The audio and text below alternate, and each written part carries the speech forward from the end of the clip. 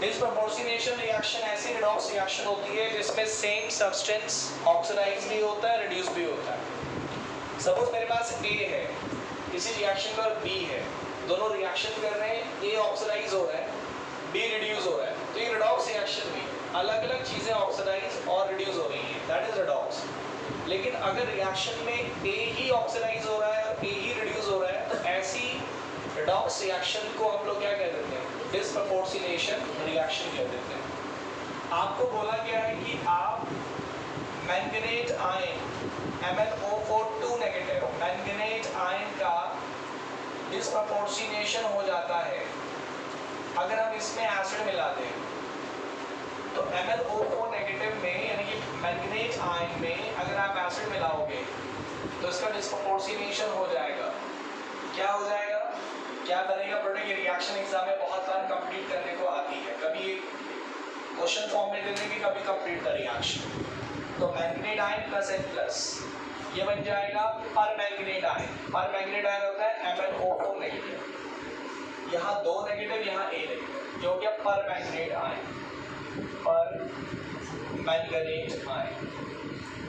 तो manganate ion gate डिस्प्रपोर्शनेटेड to permanganate ion. साथ में बनेगा MnO2, साथ में बनेगा MnO2, साथ में बनेगा पानी। This is the reaction. अब ये देखो कि रिएक्शन डिस्प्रपोर्शनेशन का एग्जाम्पल कैसे है। अगर आप बैलेंस करो, ये बैलेंस हो जाएगा और इधर बन जाएगा 3, ये 3 है और ये हो जाएगा 2। अब बात आती है डिस्प्रपोर्शनेशन कैसे हुआ। ऑक्सीडेशन नंबर अगर आप निकालेंगे यहाँ पर Mn का, मैंगनेट आयन में अगर आप इसका ऑक्सीडेशन नंबर निकालें Mn का, तो ये +6 आएगा। Mn का x मान लीजिए, O का -2 होता है, 4 × -2 इक्वल टू -2 रखोगे, जितना चार्ज होता है ऑक्सीडेशन नंबर 6 आएगा। यहाँ पे अगर Mn का ऑक्सीडेशन नंबर निकालेंगे तो यहाँ पे आएगा 7, चेक कर लो, यहाँ पे 7 आएगा और यहाँ पे चेक करो तो यहाँ पे 4 आएगा Mn का x मान लो, O का -2, सॉल्व करके Mn का ऑक्सीडेशन नंबर यहाँ पर आ जाएगा +4। तो आप देख पा रहे हैं कि Mn का ऑक्सीडेशन नंबर रिएक्शन में पहले 6 था, फिर से प्रोडक्ट बनाया, 2 प्रोडक्ट बनाए, एक में ऑक्सीडेशन नंबर 7 हुआ, दूसरे का ऑक्सीडेशन नंबर 4 हुआ। ऑक्सीडेशन नंबर बढ़ने का मतलब ऑक्सीडेशन होता है, ये देखो ऑक्सीडेशन नंबर 6 से 7 हो गया। जब मैंगनेट से आप पर मैंगनेट बनता है तो ऑक्सीडेशन होता है, ऑक्सीडेशन नंबर बढ़ गया। ऑक्सीडेशन नंबर बढ़ने का मतलब बच्चों ऑक्सीडेशन होता है। और यहाँ पर दूसरा जो प्रोडक्ट फॉर्म किया MnO2, यहाँ पे इसका ऑक्सीडेशन नंबर 6 से 4 हो गया, ऑक्सीडेशन नंबर कम हो गया, लेकिन रिडक्शन हो गया। कौन से एलिमेंट का ऑक्सीडेशन हुआ? Mn का। कौन से एलिमेंट का रिडक्शन हुआ? Mn का। Mn का ही ऑक्सीडेशन हुआ, Mn का ही क्या हुआ? रिडक्शन हुआ। तो भाई साहब ये रिएक्शन किसका उदाहरण आ गया? डिस्प्रपोर्शनेशन। तो काफी इंपॉर्टेंट है, एमसीक्यूज में भी पूछा जा सकता है ये क्वेश्चन आपका।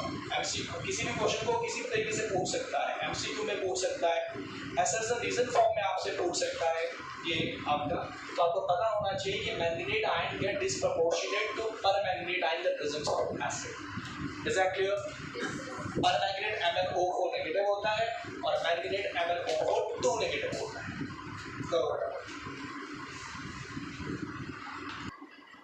चलिए अगला क्वेश्चन ये है कि हम लोग जब भी KMnO4 पोटेशियम पर मैंगनेट या पर मैंगनेट आयन को यूज करते हैं as an oxidising agent, MnO4 negative permanganate ion, permanganate ion, permanganate ion. अगर मॉलिक्यूल फॉर्म में लिखना है तो नेगेटिव हटा के क्या लगा दो K, KMnO4, ये मॉलिक्यूल हो गया, ये इसका आयन हो गया, पोटेशियम परमैंगनेट और परमैंगनेट आयन कुछ भी। अगर हम इसको एज ऑक्सीडाइजिंग एजेंट यूज करते हैं in the presence of acid, तो ये खुद रिड्यूस होगा, तभी ऑक्सीडाइजिंग एजेंट की तरह काम करेगा। बताया था आपको। क्या रिएक्शन है इसका? अगर ये ऑक्सीडाइजिंग एजेंट की तरह काम करेगा तो इसका रिएक्शन क्या है? अरे बोलो क्या रिएक्शन है इसका? ये रिड्यूस होगा, कॉपी पे देख के बताओ जरा क्या है। अरे पढ़ लो भैया, तुम लोग पढ़ लो, बाद में रोना पड़ेगा। नहीं पढ़ रहे हो कुछ भी, सैटरडे संडे मिलता है तुम्हें रिवाइज करने के लिए चीज़ों को, नहीं पढ़ते हो तुम लोग। वो दूसरा कुछ नहीं कर सकता, आपको पढ़ना पड़ेगा। क्या रिएक्शन होता है बताओ? कुछ नहीं पढ़ा है। 8H plus 5 electron Mn plus 2 4H2 and then ये पता है आपको, मैंने बोला था काफी इंपॉर्टेंट रिएक्शन करती है। उन्हें लास्ट क्लास में ये बताया था, MnO4 negative permanganate ion itself get undergo reduction in the presence of acid। 5 electron gain करके रिड्यूस होता है, और जिसके लिए 5 इलेक्ट्रॉन गेन करता है वो चीज़ ऑक्सीडाइज हो जाती है। दूसरे को उसने ऑक्सीडाइज कर दिया, दूसरे के इलेक्ट्रॉन लेके खुद रिड्यूस हो गया, ऑक्सीडाइजिंग एजेंट है। तो ये कह रहे हैं यहाँ पे जो H प्लस है एसिड, जो एसिड है H प्लस, ये सर डाइल्यूट H2SO4 होता है, यही आपको बताया था। क्या सर ये डाइल्यूट HCl या ये डाइल्यूट HNO3 नहीं हो सकता? क्वेश्चन है कि डाइल्यूट HCl या डाइल्यूट HNO3 नहीं हो सकता? भाई ये भी तो एसिड ही है। हमें यहाँ पे क्या चाहिए? H प्लस एसिड चाहिए, तो एसिड H प्लस चाहे H2SO4 से मिले, चाहे HCl से मिले, चाहे HNO3 से मिले, कोई फर्क पड़ेगा? बिल्कुल। आप जब भी KMnO4 या परमैंगनेट आयन को यूज कर रहे हो as an oxidising agent, you will always use dilute H2SO4। आप कभी भी डाइल्यूट HCl और डाइल्यूट HNO3 यूज नहीं करोगे सर, कभी भी नहीं यूज होगा। तो यही आपका क्वेश्चन है कि क्यों यूज नहीं हो सकता। ये आपको वाइवा में भी पूछ सकते हैं क्वेश्चन, जो प्रैक्टिकल में आपका, क्योंकि तो केमिकल में यूज करना मैंने पहले बताया था। तो HCl और HNO3 नहीं चलेगा। अब ऐसा क्यों है सर, समझिए। अगर आप HCl यूज करेंगे, अगर आप HCl यूज करेंगे एसिड के रूप में, तो आपका परमैंगनेट आयन HCl को ऑक्सीडाइज कर देता है। HCl get oxidized because it is oxidizing agent. It will oxidizes the acid, और जब ये ऑक्सीडाइज होगा तो क्लोरीन गैस बन जाएगी, ठीक है, यानी कि ऑक्सीडाइज हो जाएगा। H हटा दो इससे, Cl को। कहने का मतलब तो ये है कि HCl यूज करोगे KMnO4 के साथ, परमैंगनेट आयन के साथ, तो ये परमैंगनेट आयन HCl को क्या कर देगा? ऑक्सीडाइज कर देगा। हम इसको यूज कराना चाह रहे हैं किसी चीज को ऑक्सीडाइज कराने के लिए, लेकिन ये उस चीज को ऑक्सीडाइज करने से पहले किसको ऑक्सीडाइज कर देगा? एसिड को, जो आप एसिड यूज कर रहे हो। तो ये प्रॉब्लम HCl के साथ आती है। तो हमारा MnO4 नेगेटिव फालतू में बर्बाद होगा, क्योंकि जिस काम के लिए हम इसको यूज कर रहे थे उसको ऑक्सीडाइज न करने की बजाय पहले किसको ऑक्सीडाइज करने लगेगा? HCl को। तो this is the technical problem with HCl। HNO3 को क्यों यूज नहीं कर सकते? क्योंकि HNO3 खुद क्या है? ये एसिड तो है, ये इटसेल्फ क्या है? ऑक्सीडाइजिंग एजेंट है सर, ये भी ऑक्सीडाइजिंग एजेंट हो गया। तो जिस चीज को तुमने ऑक्सीडाइज करने के लिए, जिस चीज को आप ऑक्सीडाइज करना चाहते हो परमैंगनेट आयन की मदद से, ये भी ऑक्सीडाइजिंग एजेंट हो गया, और ये भी क्या हो गया? ऑक्सीडाइजिंग एजेंट हो गया। तो आपको एग्जैक्टली नहीं पता चल पाएगा कि जिस चीज को जो ऑक्सीडाइज किया है कितना इसने किया, कितना इसने किया। कहने का मतलब है कि ये जो HNO3 है ये इसलिए ऑक्सीडाइजिंग फंक्शनिंग में इंटरफेयर कर रहा है। जो काम इसको करना है वो काम ये भी करने लगेगा। आगे समझोगे? अरे आगे समझोगे? H2SO4 डाइल्यूट के साथ, कॉन्सेंट्रेट नहीं बोल रहा है, डाइल्यूट के साथ, ना तो ये प्रॉब्लम है MnO4 नेगेटिव, ना तो इसको ऑक्सीडाइज करेगा और ना ये ऑक्सीडाइजिंग एजेंट है। तो these are the two problems, one with HCl and one with HNO3। HCl के साथ प्रॉब्लम ये है कि HCl खुद ऑक्सीडाइज हो जाता है, परमैंगनेट आयन उसको ऑक्सीडाइज कर देते हैं। तो हमारा ये प्रॉब्लम HCl के साथ है। और HNO3 के साथ प्रॉब्लम ये है कि वो खुद किसकी तरह काम करने लगता है? Oxidising agent. तो जो इसका ऑक्सीडाइजिंग बिहेवियर है ये हमारे इसके ऑक्सीडाइजिंग बिहेवियर के साथ इंटरफेयर कर रहा है। हमें कंफ्यूजन होगा कि यार इसने कितना ऑक्सीडाइज किया, किसको ऑक्सीडाइज किया, इसने किसको ऑक्सीडाइज किया, कितना ऑक्सीडाइज किया। तो these are the two problems। H2SO4 बिल्कुल साफ सुथरा है, इसका काम है केवल H+ प्रोवाइड करना ताकि रिएक्शन को एक मीडियम प्रोवाइड किया जा सके। इसका किसी भी तरीके से रिएक्शन में ना ये ऑक्सीडाइज होता है इसके थ्रू, ना ये किसी को ऑक्सीडाइज करता है। आगे समझ में? This is the point. Concentrate भी यूज नहीं करते सर आप, डायल्यूटिव यूज करते हो। आपको यहाँ कांस्टेंट H2SO4 भी नहीं मिलेगा। क्यों नहीं मिलेगा? क्योंकि कांस्टेंट H2SO4 भी क्या होता है, ऑक्सीडाइजिंग एजेंट की तरह काम करता है। आगे समझ में? लिखो, देखिए सर, इसी चैप्टर में पढ़ा था कि किसी भी आयन को कलर्ड होने के लिए क्या जरूरत होती है? सबसे पहली बात होती है अनपेयर्ड इलेक्ट्रॉन। सर उसके पास अनपेयर्ड इलेक्ट्रॉन होना चाहिए, और वो अनपेयर्ड इलेक्ट्रॉन फिर क्या दिखाएगा? हाँ जी, डी ट्रांजिशन। अब तब वो कलरफुल होगा। ठीक है, अनपेयर्ड इलेक्ट्रॉन मतलब मेन चीज है अनपेयर्ड इलेक्ट्रॉन होना चाहिए, मेन थिंग। अनपेयर्ड इलेक्ट्रॉन है तो वो कलर्ड है, अनपेयर्ड नहीं तो कलर्ड है। अगर किसी आयन के डी ऑर्बिट में 0 या 10 इलेक्ट्रॉन आए, 0 या 10 इलेक्ट्रॉन आए, तो भाई 0 में कोई इलेक्ट्रॉन ही नहीं है, अनपेयर्ड कहाँ से हुआ? और D10 का मतलब सारे इलेक्ट्रॉन जोड़े गए हैं, यानी कि D10 और D0 में नो अनपेयर्ड इलेक्ट्रॉन। और ऐसा कोई भी आयन क्या होगा सर? कलरलेस होगा। अगर D0 D10 कॉन्फ़िगरेशन तो कलरलेस होगा। अब देखो जरा, हमारे पास है परमैंगनेट आयन, ये रहा सर। परमैंगनेट आयन का रंग मैं बता देता हूँ, डार्क पर्पल। बताया था, permanganate ion dark purple colour के होते हैं। यहाँ पे Mn का ऑक्सीडेशन नंबर तुमने निकाला 7 आया, अभी निकाला था पीछे। Mn का कॉन्फ़िगरेशन एटॉमिक नंबर 25 है, कॉन्फ़िगरेशन हो गया आर्गन 18। आर्गन के बाद आता है 4s फिर 3d, s में आ जाएंगे 2 इलेक्ट्रॉन, 18 2 20 और 5 25। This is the configuration of Mn। and what is the configuration of Mn plus 7? because in this compound Mn is in plus 7 oxidation state। 4s argon 18 हो जाएगा, 4s 0 3d0, यानी कि permanganate ion में Mn का oxidation state 7 है और इसका configuration क्या है? क्या है बोलो? D0। चेक करो D0 है कि नहीं है? D0 चेक कर लो यार, D0 है तो इसके पास नॉन पेयर इलेक्ट्रॉन तो क्या होना चाहिए? आपने क्या लिख दिया सर? क्यों? This is the question. भाई परमैंगनेट आयन में D0 है, और D0 है तो भाई ये कलर्ड कैसे हो गया? ये तो कलरलेस होना चाहिए, क्योंकि कलर के पीछे का कॉन्सेप्ट हम कहते हैं unpaired electron, D transition. Unpaired तो एक इलेक्ट्रॉन ही नहीं, अनपेयर्ड कहाँ से? तो इसका रीजन है चार्ज ट्रांसफर। समझो क्या बोलना चाह रहे हैं? Charge transfer. चार्ज ट्रांसफर क्या हुआ समझो? ऑक्सीडेशन नंबर तुम्हें 7 दिख रहा है, जो कि काफी ज्यादा है। मैंगनीज का हाईएस्ट ऑक्सीडेशन स्टेट 7 ही होता है।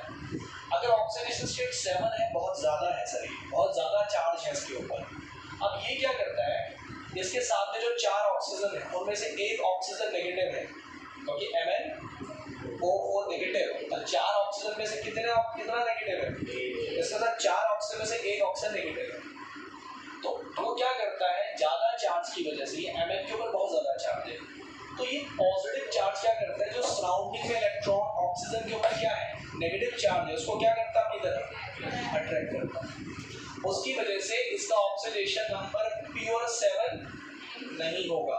दिमाग लगा लो थोड़ा सा, ये Mn है, कितना ऑक्सीडेशन नंबर इसके पास 7, इसके सराउंडिंग में 4 ऑक्सीजन है, एक O के पास क्या है नेगेटिव, 4 ऑक्सीजन एक नेगेटिव, 3 न्यूट्रल ऑक्सीजन है और एक आपका नेगेटिव। सपोज ये वाला ऑक्सीजन नेगेटिव है, सपोज ये ऑक्सीजन नेगेटिव है और ये Mn+7 है, ये इसके इलेक्ट्रॉन को क्या करेगा, अपनी तरफ अट्रैक्ट करेगा, जिसकी वजह से इसका ऑक्सीडेशन नंबर प्योर 7 नहीं होगा।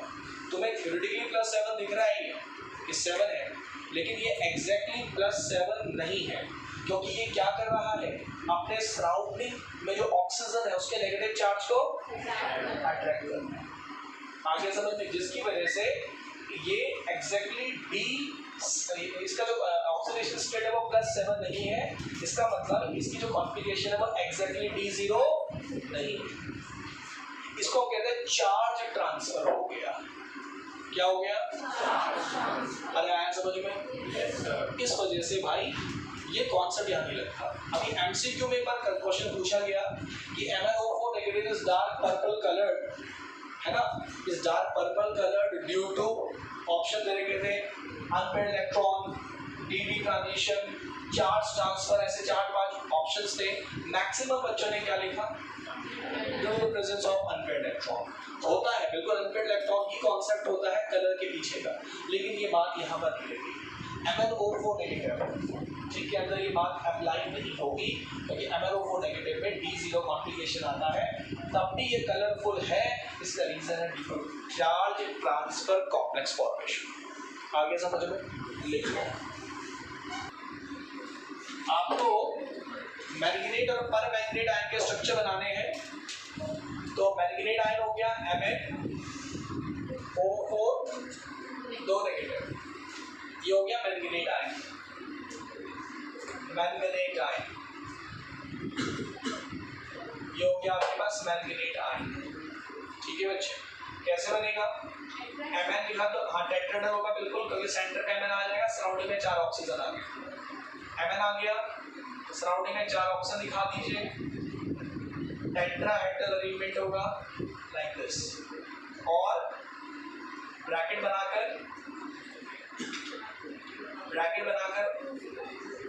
2 नेगेटिव आप बाहर शो कर सकते हो, ऐसे दिखा सकते हो। एक चीज और बताई थी आपको, ध्यान हो, इसको ऐसे भी लिख सकते हैं, ऐसे लिख दिया, you can also write it as Mn, और यहाँ पर आपके पास सराउंडिंग में 4 ऑक्सीजन है, कितना नेगेटिव चार्ज दिखाया गया इसके ऊपर? माइनस कभी सेंटर वाले एटम पे कभी माइनस नहीं आता, जो -2 चार्ज है ये पक्का ऑक्सीजन के ऊपर है, और 4 ऑक्सीजन है, 2 ऑक्सीजन के ऊपर -1 चार्ज है, और 2 ऑक्सीजन न्यूट्रल है, 4 ऑक्सीजन है -2 है, तो किन्हीं 2 ऑक्सीजन को माइनस कर दो, इसको कर दिया माइनस, इसको कर दिया माइनस। ऐसे हमने क्रोमेट और डाइक्रोमेट आयन में भी पढ़ा था। O नेगेटिव हमेशा सिंगल बॉन्ड बनाएगा, और जो न्यूट्रल ऑक्सीजन है वो बनाएगा डबल बॉन्ड। तो न्यूट्रल वाले ऑक्सीजन ने डबल बॉन्ड बनाना है, और O नेगेटिव में सिंगल बॉन्ड बनाना है, ऐसे भी बना सकते हैं। You can also draw like this. अगर आप सारे सिंगल बनाना चाह रहे हैं तो नेगेटिव चार्ज बाहर दिखा दो तो भी सही है सर। अगर आप स्पेसिफिकली नेगेटिव दिखाना चाह रहे हैं तो आप ऐसे भी बना सकते हैं, इसलिए रेजोनेंस होता है इसमें, इस वजह से ऐसा हुआ, तो दोनों सही है, जो आपको ठीक लगे दोनों बना सकते हो, दोनों सही है। ठीक है, अब दूसरा कौन सा बोला इन्होंने? पर मैग्नेट का क्या होता है बताओ? MnO4 नेगेटिव -1, मैग्नेट में हो गया -2, और पर मैग्नेट में क्या होता है? पर मैग्नेट में -1। अब यही कॉन्सेप्ट लगा दो यार, क्या दिक्कत? 4 ऑक्सीजन बना लो, 4 ऑक्सीजन बना दो, बाहर क्या दिखा दो? खत्म, -1। अरे बोलो, ऐसे दिखाना चाह रहे हो तो Mn बनाया, कितने नेगेटिव करोगे हो? 1, इसको नेगेटिव कर दिया, तो बाकी 3 न्यूट्रल रहे, तो तीनों के साथ क्या बना दो? खत्म बात, ऐसे बना दो, दोनों सही, जैसे मर्जी बना दो। चैप्टर का नाम है D एंड F ब्लॉक, तो D ब्लॉक हो गया खत्म, अब आएगा F ब्लॉक, तो हेडिंग डाल दीजिए F block. F block, F block comparatively छोटा है। F ब्लॉक आपको पहले भी बताया, किसी भी एलिमेंट का ब्लॉक कैसे डिसाइड होता है सर? उसकी कॉन्फ़िगरेशन करके, और ये देख कर कि लास्ट इलेक्ट्रॉन कौन से सबशेल में जा रहा है, S में जा रहा है, P में जा रहा है, D में जा रहा है, F में जा रहा है। तो F ब्लॉक एलिमेंट्स में जो भी इलेक्ट्रॉन होगा last, it will enters into F subshell. F block का दूसरा नाम है इनर ट्रांजिशन एलिमेंट्स। ट्रांजिशन किन्हें बोलते हैं भाई? ट्रांजिशन एलिमेंट्स कौन से ब्लॉक एलिमेंट्स होते हैं? तो बेटा ये है इनर ट्रांजिशन एलिमेंट्स। अभी बात करेंगे क्यों कह रहे हैं inner transition, but they are called inner transition elements. ठीक है, हमारे पास एलिमेंट होता है लैंथेनम। जब चैप्टर शुरू किया था तब भी ये बात आपसे हुई थी मेरी, लैंथेनम जो लैंथेनम जिसका एटॉमिक नंबर होता है 57 पीरियोडिक टेबल में, और एलिमेंट होता है कौन, 72 वाला एटॉमिक नंबर। बताओ कौन सा एलिमेंट है, चेक करके देखो कौन सा एलिमेंट है। अभी ये पढ़ा नहीं है तो 10 पेज में बना रखा है आपका 72 है। हाँ, ऑफ्नियम, HF ऑफ्नियम। और लैंथेनम का सिंबल हो गया La, लैंथेनम हो गया La, ऑफ्नियम HF। इन दोनों एलिमेंट्स के बीच में 14 एलिमेंट आ गए, 58 से लेके 71। ये है आपका F ब्लॉक एलिमेंट, ये आपका F ब्लॉक है, ये आपका F ब्लॉक है।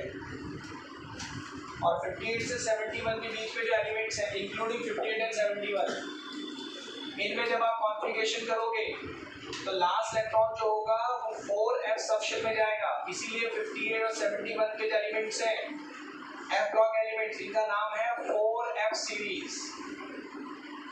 4f सीरीज, कोई भी एलिमेंट उठा लोगे, कॉन्फ़िगरेशन करोगे, लास्ट इलेक्ट्रॉन F में जाएगा। F ब्लॉक एलिमेंट है, F में भी कौन से F में जाएगा, इसी तरीके से एलिमेंट होता है AC। AC होता है एक्टिनियम, एटॉमिक नंबर होता है 89 AC। और यहाँ एलिमेंट होता है एटॉमिक नंबर 104। बताओ क्या होता है इसका सिंबल, रदरफोर्डियम RF। और इन दोनों एलिमेंट्स के बीच में अगेन 14 एलिमेंट आ गए, कहाँ से कहाँ तक के, 90 से 103 तक। सर ये भी क्या है, F ब्लॉक, F ब्लॉक। और इन पे जो लास्ट इलेक्ट्रॉन है वो जाएगा 5f सबशेल में, इसीलिए इनको और क्या कहा जाता है, 5f सीरीज। तो F ब्लॉक एलिमेंट की बेटा दो सीरीज होती हैं, 4f सीरीज और 5f सीरीज। 4f सीरीज में 14 एलिमेंट है, 5f सीरीज में भी 14 एलिमेंट है, दोनों में 14 एलिमेंट्स हैं।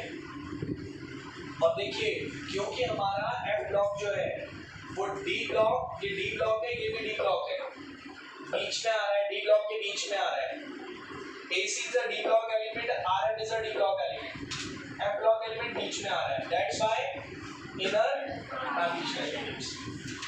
जो 4f सीरीज है, 4f सीरीज कौन से एलिमेंट के बाद शुरू होती है, La के बाद। La क्या है, लैंथेनम। इसीलिए जो 14 एलिमेंट्स हैं La के बाद वाले 4f सीरीज के जो एलिमेंट्स हैं इनको कहा जाता है लैंथेनॉइड्स। ये लैंथेनॉइड है। तो लैंथेनॉइड कहाँ से शुरू होते हैं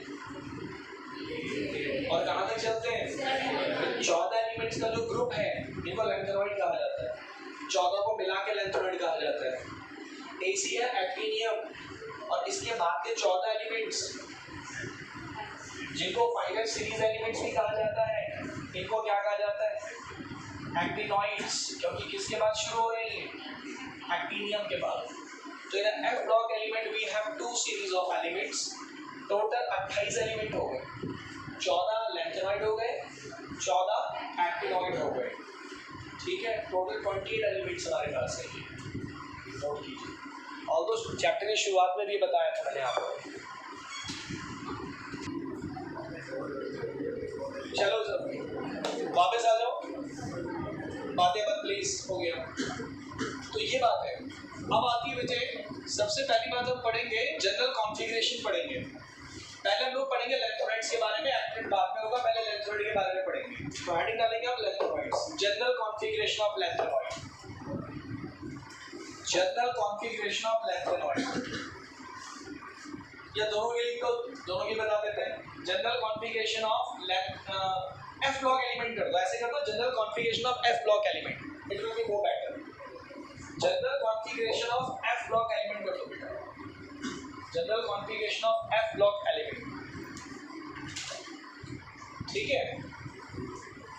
अब देखो general configuration of block element की क्या है पहले समझेंगे भी, क्योंकि कॉन्फ़िगरेशन से क्वेश्चन एग्जाम में आता है, चाहे एकेडमिक्स हो चाहे कॉम्पिटिशन का हो, कॉन्फ़िगरेशन से छोटा सा क्वेश्चन जरूर आ जाता है। इनकी जनरल कॉन्फ़िगरेशन है n-2 f 1 to 14, समझना है इसको, 1 to 14 n-1 d 0 और 1 और ns2, ठीक। जहां पर n का वैल्यू होता है 6 और 7, 6 और 7, आप देख लीजिए। लेंथेनॉइड के लिए 6 होता है, एक्टिनॉइड के लिए 7 होता है। लेंथेनॉइड के लिए n का वैल्यू 6 और एक्टिनॉइड के लिए बेटा n का वैल्यू होता है 7। अब समझना क्या बात है, कॉन्फ़िगरेशन जब हम एग्जैक्टली करेंगे तो ज़्यादा बेटर समझ में आएगी, बट फिलहाल ये समझेंगे। जैसे यहाँ पर मैंने 6 लिखा तो ये हो जाएगा 6s2, मतलब ये है कि मैं आखिरी की 3 सबशेल ले रहा हूँ, एफ ब्लॉक एलिमेंट की आखिरी की 3 सबशेल मैंने ली है। कौन कौन सी? एफ, डी और एस। लास्ट इलेक्ट्रॉन जो होगा वो एफ में जाएगा, तभी ये एलिमेंट क्या कहलाएगा, क्योंकि लास्ट इलेक्ट्रॉन कौन सी सबशेल में जा रहा है वो डिसाइड ब्लॉक करता है। तो भाई लास्ट इलेक्ट्रॉन तो यहाँ एंटर करेगा। एस मैंने 3 सबशेल लिख दी हैं, एस में कोई भी एफ ब्लॉक एलिमेंट हो, एस सबशेल में हमेशा कितने इलेक्ट्रॉन पाओगे? 2। डी सबशेल में आप या तो 0 इलेक्ट्रॉन होगा, या तो डी 0 होगा, या तो 1 होगा। और एफ सबशेल में 1 से लेके 40 तक के इलेक्ट्रॉन होंगे, यानी 1 भी हो सकता है, 2 भी हो सकता है, 3 भी हो सकता है। लेंथेनॉइड में यहाँ n का वैल्यू 6 है, तो ये 6s2 हो जाएगा। ये कितना हो जाएगा? 5d 0 और 1, ये क्या हो जाएगा? एक्टिनॉइड में ये 7। अब देखो ये नंबर जो है ना, ये नंबर बताता है पीरियड, ये नंबर बताता है पीरियड। ये पीरियोडिक टेबल में जो ये n है ये पीरियड बताता है। अब यहाँ से छोटा सा क्वेश्चन बन गया, लेंथेनॉइड पीरियोडिक टेबल के कौन से पीरियड में आता है? लेंथेनॉइड पीरियोडिक टेबल के कौन से पीरियड में आते हैं? कितने पीरियड होते हैं भाई? कितने पीरियड होते हैं भाई? 7। तो लेंथेनॉइड कौन से पीरियड में आते हैं? क्योंकि इनका n6 होता है। एक्टिनॉइड कौन से पीरियड में आते हैं? 7। पीरियोडिक टेबल में चेक करना, तो लेंथेनॉइड जो है वो 6 पीरियड में आते हैं, एक्टिनॉइड जो है वो 7 पीरियड में आते हैं। यानी कि एफ ब्लॉक एलिमेंट के 2 पीरियड हैं, छठा और सातवां। छठे में लेंथेनॉइड आते हैं, सातवें में एक्टिनॉइड आते हैं। आ गया समझ में? अभी एप्लीकेशन करेंगे तो और क्लियर हो जाएगा। ग्रुप की बात करें तो जो एफ ब्लॉक एलिमेंट है लेंथेनॉइड हो या एक्टिनॉइड हो। ग्रुप की बात करें तो F block element third group में आते हैं सर। एफ ब्लॉक एलिमेंट का ग्रुप होता है थर्ड। 2 पीरियड है, छठा और सातवां। छठे में आते हैं लेंथेनॉइड, सातवें में आते हैं एक्टिनॉइड, लेकिन ग्रुप दोनों का थर्ड है। आ गया समझ में? ये सब छोटे छोटे क्वेश्चन बन सकते हैं। लिखिए बेटा, समझ लो बेटा, तो जनरल कॉन्फ़िगरेशन ही बेटा उससे समझिएगा बात को। इसे जनरल कॉन्फ़िगरेशन जब आप एग्जैक्ट कॉन्फ़िगरेशन लिखोगा तो ज़्यादा बेटर समझ में आएगा। एग्जाम में आपको ये कोई एलिमेंट दे देंगे रैंडमली कि भाई इस पर्टिकुलर एलिमेंट का एटॉमिक नंबर ये है और आप इसका कॉन्फ़िगरेशन बताओ। जैसे क्वेश्चन बनाइए, write down the electronic configuration, write down the electronic configuration of following elements, electronic configuration of following elements। Important डालना क्वेश्चन पे, ऐसा क्वेश्चन बनेगा बेटा। क्या क्या एलिमेंट्स दे रहे हैं ध्यान दीजिएगा। सपोज पहला मैंने आपको दे दिया EU, यूरोपियम, एटॉमिक नंबर 63, ऐसे दे दिया। फिर मैंने बोल दिया GD होता है गैडोलिनियम, एटॉमिक नंबर 64, ऐसे दे दिया। रैंडमली कोई भी दे देंगे, रैंडमली। सपोज फिर हो गया आपको सीरियम, एटॉमिक नंबर 27। फिर आपको कहते हैं ल्यूटीशियम, Lu, एटॉमिक नंबर 71, ऐसे दे दिया रैंडमली। बोलो क्लियर? आपको इनकी क्या लिखनी है? इलेक्ट्रॉनिक कॉन्फ़िगरेशन लिखनी है। बोलो क्लियर है? तो सबसे पहले आप ये देखो कि जो एलिमेंट्स तुम्हें दिए हैं ये डी ब्लॉक के हैं या एफ ब्लॉक के हैं या लेंथेनॉइड के हैं या एक्टिनॉइड के। सबसे पहले बात तो ये रखो दिमाग में। तो गौर करो सारे एटॉमिक नंबर जो है वो 58 और 71 के बीच में ही आ रहे हैं, इंक्लूडिंग 58 भी आ रहा है, 58 सॉरी नॉट 57, 58। तो 63, 64, 58 सब के सब क्या है सर? लेंथेनॉइड। चेक कर लो कि जो मैंने एलिमेंट्स लिखे हैं वो सारे लेंथेनॉइड है सर। लेकिन आपको ये पता होना चाहिए कि लेंथेनॉइड 58 और 71 के बीच में आता है, इंक्लूडिंग 58 एंड 71। अरे बोलो ठीक है, 57 से लेके 71 तक के एलिमेंट्स क्या है? लेंथेनॉइड। अब इनका सबसे पास वाली जो नोबल गैस है, लेंथेनॉइड 58 से शुरू होते हैं, इनके सबसे पास वाली जो नोबल गैस है वो है ज़ेनॉन। ज़ेनॉन 54 है कि नहीं बोलो? तो जब भी कोई लेंथेनॉइड आए, जैसे EU का कॉन्फ़िगरेशन लिखना है तुम्हें, EU का 63, तो आप हमेशा ये पहले डिसाइड करो लेंथेनॉइड है, हाँ बिल्कुल लेंथेनॉइड है। अब आप लिखो Xe54, ध्यान से सुनना, Xe4F 5D 6S, चारों में ये लिखो 4F 5D 6S। सर अभी आपने बताया था कि लेंथेनॉइड के लिए n का वैल्यू क्या होता है? अरे बोलो, मेरे जो 6 आ गया। तो अगर ये 6 होगा तो ये क्या होगा? ये 5 हो गया। और ये क्या होगा? तो जो भी लेंथेनॉइड मिले, कहने का मतलब है जो भी लेंथेनॉइड मिले हमेशा पहले क्या लिख दो? Xe54 4F 5D 6S। हर किसी आप भी लिख दो, 4 कॉन्फ़िगरेशन चारों में लिख दो। लिखो फटाफट चारों। अभी इलेक्ट्रॉन बढ़ते हैं। अब देखो कैसे करना है, समझो। सर एस में कितने इलेक्ट्रॉन बनते हैं? हमेशा 2 बनते हैं। ट्रिक से समझ आओ, ध्यान देना। जो भी लेंथेनॉइड आए हमेशा आप Xe54 4F 5D 6S लिख देना। एस में कितने इलेक्ट्रॉन भर देना? हमेशा 2। अब देखो यार, हमें 63 एटॉमिक नंबर तक पहुंचना है, तो 56 तक हम पहुंच चुके। 54 और 2 56। बोलो क्लियर? हमें कहाँ पहुंचना है? कितना बचा? 54 टू 56, 56 इलेक्ट्रॉन तक आ गए, बचा है 7 और इलेक्ट्रॉन और आ जाए हम 63 पहुंच जाएंगे। जितने इलेक्ट्रॉन बचे, इलेक्ट्रॉन्स होते हैं जो पावर में लिखते हैं, जितने इलेक्ट्रॉन्स बचे उनको F में भर दो। तो 54 टू 56, 63 पहुंचने तक के लिए कितना बचा? सर यहाँ 7 आ जाएगा, यहाँ 0 आ जाएगा। अभी रुक जाइएगा, थम जाइएगा। अब जरा गौर करो, S में कितने इलेक्ट्रॉन? 2। D में 0 या 1 क्या है? 0। F में 1 से लेके 14 के बीच में कितना आ रहा है? 7। बोलो क्लियर है? अब एक बात और ध्यान रखनी है, ये कोई रीजन नहीं है, केवल ट्रिक है, समझ जाइए कि बेटे लेंथेनॉइड में जब भी तुम कॉन्फ़िगरेशन करो तो तुम्हें इसी तरीके से करनी है जैसे मैंने बताया। Xe54 4F 5D 6S हमेशा यही लिखना है। S में हमेशा 2 इलेक्ट्रॉन भर देने हैं, 56 आ जाएगा। जितना एटॉमिक नंबर है इससे 56 माइनस कर दो, जितना बचा उसको F में भर दो। ये सिखाया। लेकिन F2 और F8 अगर आ रहा है, यानी कि इलेक्ट्रॉन F सबशेल में 2 या 8 आ रहे हैं, तो एक इलेक्ट्रॉन ट्रांसफर करके D में भेज देना। ये कोई रीजन नहीं है, क्या तरीका समझा रहा याद करने का। फिर से रिपीट कर रहा हूँ, अगर आपके F सबशेल में क्या है?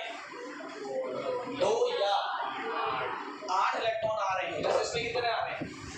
कोई प्रॉब्लम नहीं। लेकिन अगर ये क्या होता, 2 या 8 होता, तो एक इलेक्ट्रॉन कहाँ भेज देगा? खत्म बात। आप किसी भी एलिमेंट का कॉन्फ़िगरेशन लेंथेनॉइड 14 है, किसी का भी कॉन्फ़िगरेशन कर जाओगे। अब जरा आ जाओ, यूरोपियन कर दिया, EU होता है यूरोपियन, ठीक है कर दिया। अब किसका करना है? GD कितना है? 64, 54 टू 56 कितना करना है? 64 और 22 के अंदर 54 टू 56 8 बचेगा, 8 will get left। तो 8 0 ऐसा होना चाहिए।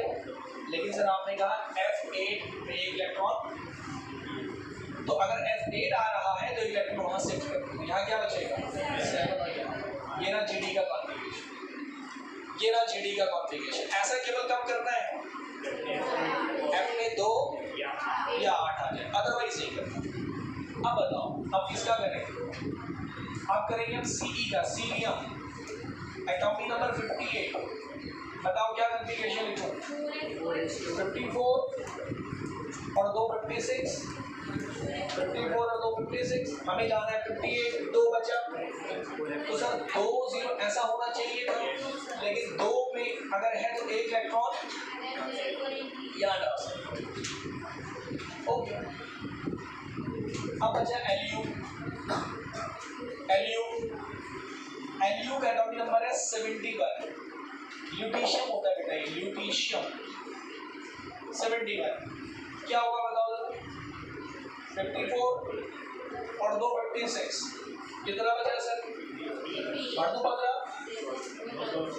जब 15 भर दो 54 और 2 56, 71 करने के लिए 15 इज लेफ्ट, यहाँ 15 यहाँ 0, क्यों भाई सर इसकी मैक्सिमम कैपेसिटी 14 ही है, ये 14 और 1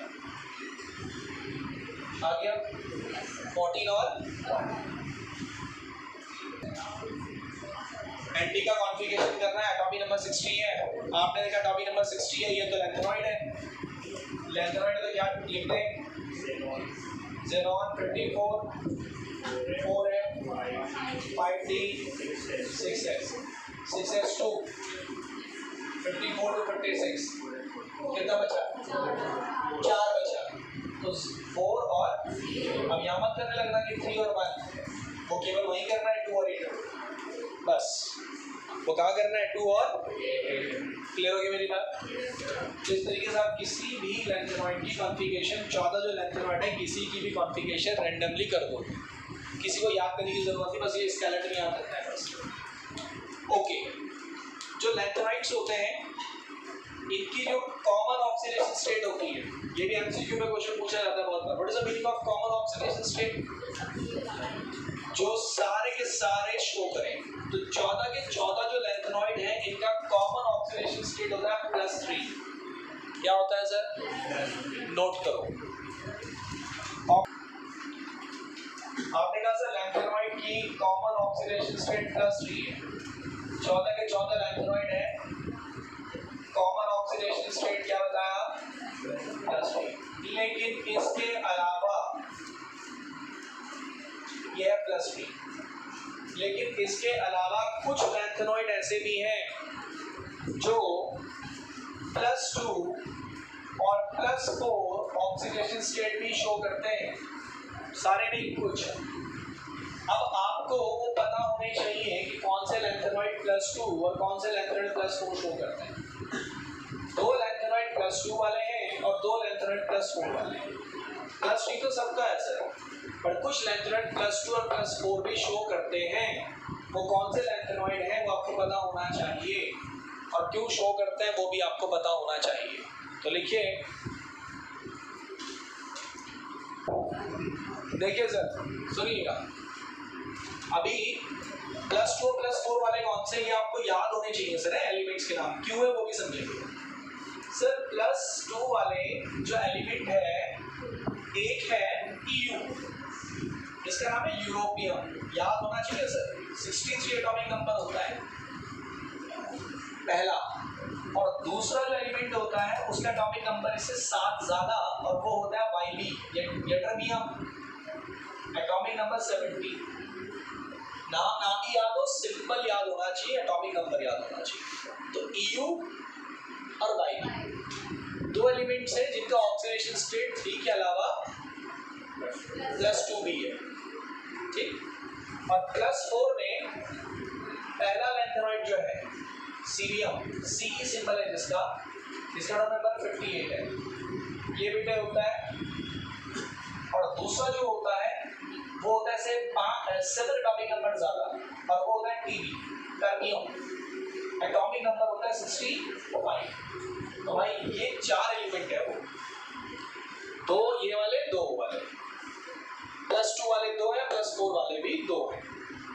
ये एलिमेंट्स याद होने चाहिए। Ce+4 एग्जिस्ट करता है, बिल्कुल करता है। Tb+4 एग्जिस्ट करता है, करता है। Eu2+, yes, and Yb2+, yes. क्यों सर, इनमें ऐसी क्या खास बात है, जरा चेक करें। जरा EU का कॉन्फ़िगरेशन लिखें। तो EU का कॉन्फ़िगरेशन अभी आपको लिखना आ गया, पहले बोर्ड पे देखो क्या करना। पहले EU का कॉन्फ़िगरेशन लिखे, लिखो जरा, क्या लिखोगे?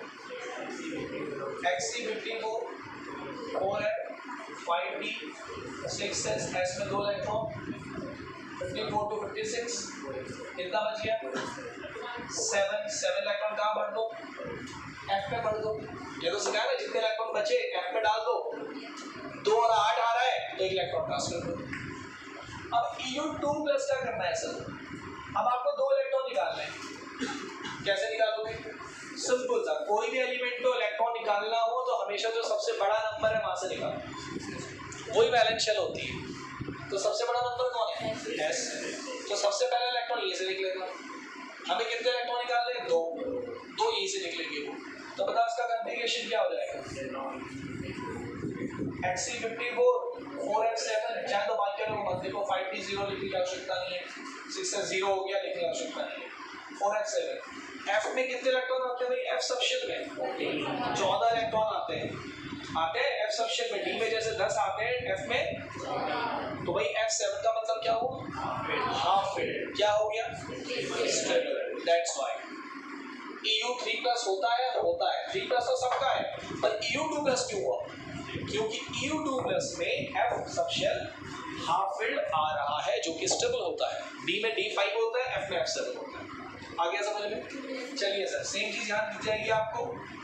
Yb कॉन्फ़िगरेशन लिखो Yb का 54 4f 5d 6s, s2 70 करना है, 14 आ जाएगा, चेक करो। और अब मुझे करना है बच्चों Yb2+ का। Yb2+ 2 इलेक्ट्रॉन निकाल लीजिए, वो ऐसे निकलेंगे तो क्या हो जाएगा? 4f 14 हो जाएगा, चेक कर लो। 4f 14 स्टेबल होता है सर। अब Ce का करते हैं। C का कॉन्फ़िगरेशन क्या था? Xc54 4f 5d 6s, s में आ गए 2 इलेक्ट्रॉन, और F में भी 2 आने चाहिए थे, लेकिन आएगा 1 ही। अब आपको लिखना है Ce+4। Ce+4 4 इलेक्ट्रॉन निकाल ले। कैसे निकालोगे? 2 इधर से, 1 इधर से, 1 इधर से, क्या हो जाएगा? Xc54 मेरे ख्याल से सब 0 हो जाएगा। 4f 0 5d 0, कुल मिला के नोबल गैस कॉन्फ़िगरेशन आ गया। क्या नोबल गैस कॉन्फ़िगरेशन स्टेबल होता है? Yes sir. Xc+4 Cl+4 noble gas configuration रखना है। Xc54 स्टेबल है सर। अभी 4 इलेक्ट्रॉन निकल गए सर, इसलिए ये भी एग्जिस्ट करेगा। और Tb की बात कर लो, Xc54 4f 5d 6s2 54 to 56 9 बचा, 9 भेज दो आप F में, और Tb+4 कर दो। तो Tb+4 करोगे तो 4 इलेक्ट्रॉन निकाल लो, 4 इलेक्ट्रॉन निकाल लो। तो 4 इलेक्ट्रॉन कहाँ से निकालोगे? S से 0 D 0 और 2 यहाँ से, यहाँ है नहीं, फिर यहाँ आओगे सर। आप देख पा रहे हैं कि जो भी लैंथेनॉइड +2 और +4 ऑक्सीडेशन स्टेट शो कर रहे हैं, उनकी कॉन्फ़िगरेशन के अंदर क्या है? स्टेबिलिटी है। चाहे वो हाफ फिल्ड हो, फुल फिल्ड हो, या नोबल गैस हो, और इसी स्टेबिलिटी की वजह से वो +3 ऑक्सीडेशन स्टेट के साथ साथ +2 और +4 भी शो करते हैं। तो ये एलिमेंट्स याद होने चाहिए आपको, क्योंकि एमसीक्यू में भी पूछ सकता है कि कौन सा आयन एग्जिस्ट करता है। ये दे दिए, उनमें से बाकी और दे दिए, तो आपको पता होना चाहिए कि +2 और +4 में कौन सा एग्जिस्ट करता है। Is that clear? तो यहाँ तक देखेंगे, बाकी बात अगली क्लास में करते हैं। ठीक है, यही देखेंगे आज।